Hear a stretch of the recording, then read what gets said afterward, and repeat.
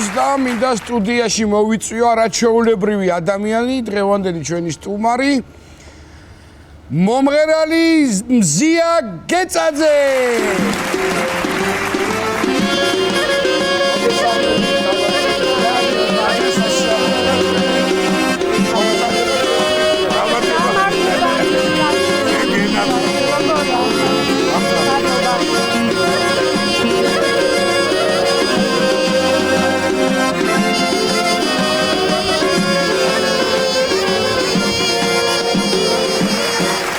დიდი მადლობა ბიჭებს და რაღაცნაირად მოგიხდათ ეს მელოდია მე მგონი. როგორ ბრძანდებით? მოგესალმებით, მივესალმებით თქვენს მაყურებელს. კარგად ვარ. ჩვენი რა. კარგი გიხარია ჩვენს. პატა, ესე იგი მზია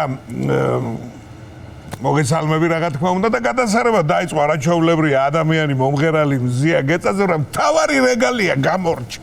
ქუთაისელი. რა თქმა უნდა. კი ბატონო, ქუთაისიდან ჩამოვედი, მაგრამ კახური ტრენინგები გავიარე იტალიაში.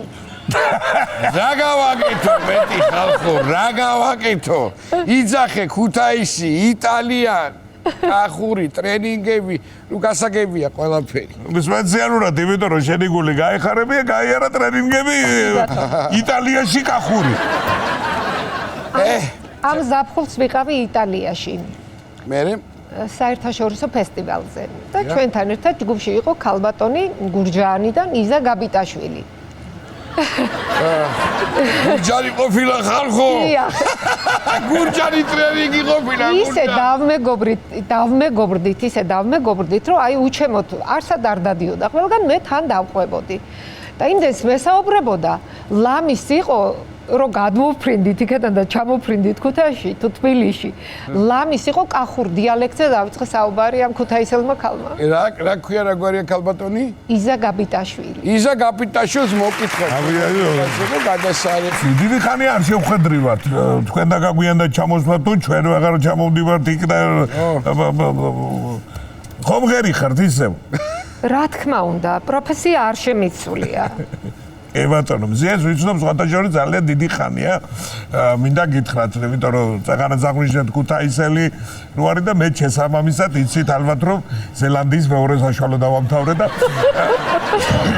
ზელანდია და ქუთაისი. ესე იგი, თქვენი ეს არ ვიცი, დაანგრეა მთელი სოციალური სივრცე ამ ბოშაქალმა. და ჩვენს როგორც მოგეხსენებათ, რამხელა პოპულარობა მოგიტანათ, რამხელა სიყვარული შეიგრძნობდით ამას და წლის ბოლო გადაცემაში ვინ უნდა მოგვეწია თუ არა თქვენ შემოძვიფასო და გვიხარია რომ ჩვენთანაც რაღაცა ახალი პრემიერით ხართ მოსული ეს რო გავთქვათ, ხო? ჩვენ გადაცემაში ყოველ შემთხვევაში პირველად შეასრულებთ ამას. დიახ, თქვენს გადაცემაში პირველად და სტილისტურადაც სხვა ჟანრის სიმღერა არის, არა და საინტერესო იქნება თქვენი მხრიდან 2024 როგორ დაგვირგვინდება. კი ბატონო. კი ბატონო, სხვათაშორის დავეთანხმებ, რომ ამ სიმღერა მართლა ძალიან ისეთი გამოხმაურება პოვა სოციალურ ქსელში. ხო, მე არ ვიცი, რატომ მანდა მაინც ეს სიმღერა. იმიტომ რომ ძალიან ბევრი სხვა სიმღერებიც მიმღერია მე უბრალოდ ხალხისთვის არ იყო ცნობილი და ახლა უკვე შარშან მე გამოვეცი ჩემი პირველი ალბომი, სადაც არის 15 სიმღერა შესული. გადასარევი. რა ქვია ალბომს?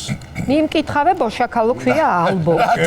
რა თქმა უნდა. მე მივხვდი რა არის ამის საიდუმლო, იმიტომ რომ ქართველები ხო ყველაფერზე გიждდებთ მკითხაობაზე რაღაცა ყავადალია ისა ქვია. ხო და შესაბამისად ალბათ ამიტომ არის რა. მე შენ მეცაც გიტყვი რა. ჩვენ საერთოდ არ გვინდა ხოლმე ამ ესეთი რაღაცეების გამოაშკარავება, მაგრამ ძალიან ცნობილი ამბავია, რომ ასე ვთქვათ, მკითხავებთან, ჯღიბავებთან, ესეთ ადამიანებთან ძალიან ბევრი ადამიანი დადის. ხო. კურვალურად.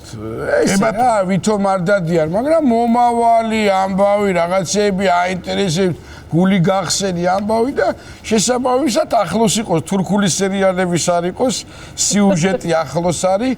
და მიხოთაბა რომ ისი არ იყოს ხო ახლოს არის და ახლოს არის. ამიტომ რაც ახლოს არის ადამიანის გულებთან, მასასთან ის უნდა შეთავაზო. და არა ის რაც არ შეგიძლია, ჩემი მოგწალებული აზრია და იბრალებ რომ შეგიძლია. ჩვენი ქსოვრელების არ იყოს თითოეული სიმღერა ჩანაწერი მათი ხდება ჰიტი, იმიტომ რომ სხვათაშორის რა არის ბატა იცი გავაგრძელებ ამ თემას რო უსმენ ხოლმე ამ სიმღერას სულ მინდება რომ კითხაობა ხო და იმ დღეს მეგონა რომ ეს სიმღერა ჩაირთო და მეგონა რომ დალეული მქონდა ყავა და ვატაკე ცერი ამ დუღარე ყავას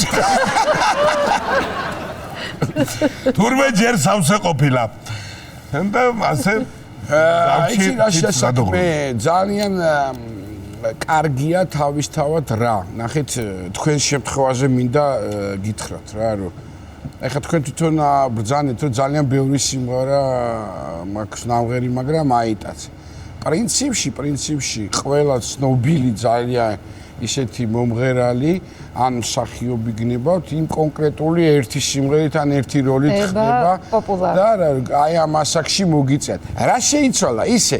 ძალიან ბევრი კითხვა ექნებოდა ამასთან დაკავშირებით, მაგრამ აი რაღაცნაირად მე გრძნობს სახლის ზღურბს რო გადმოვიჯი, უცბად რაღაცას გრძნობ და რა დადებითი ამბები მოიტანა თქვენ ცხოვრებაში.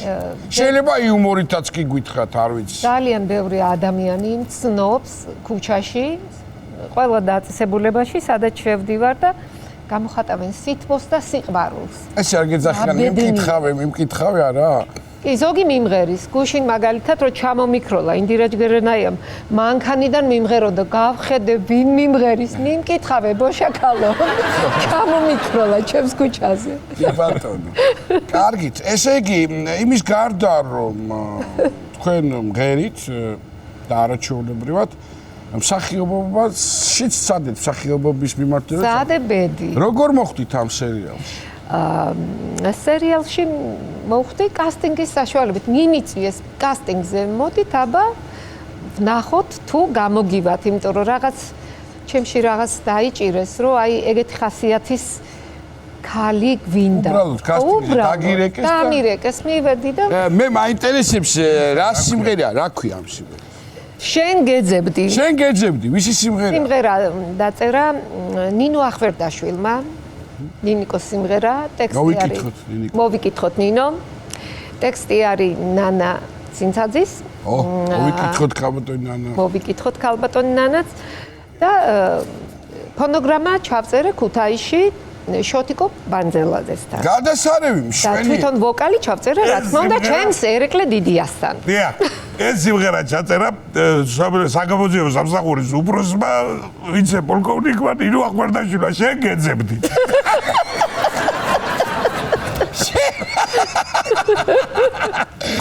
კარგი, მე მინდა ნამდვილად გულწრფელად გისურვოთ ბედნიერი წელი ყოფილიყოს 2025 წელი თქვენთვის, თქვენი ოჯახისთვის, ვის თქვენ გიყვართ, ბევრი წარმატება. გისურვოთ და ჩვენს ტელემაყურებელს დაუტოვოთ თქვენი სიმღერა შენ გეძებდი. ხო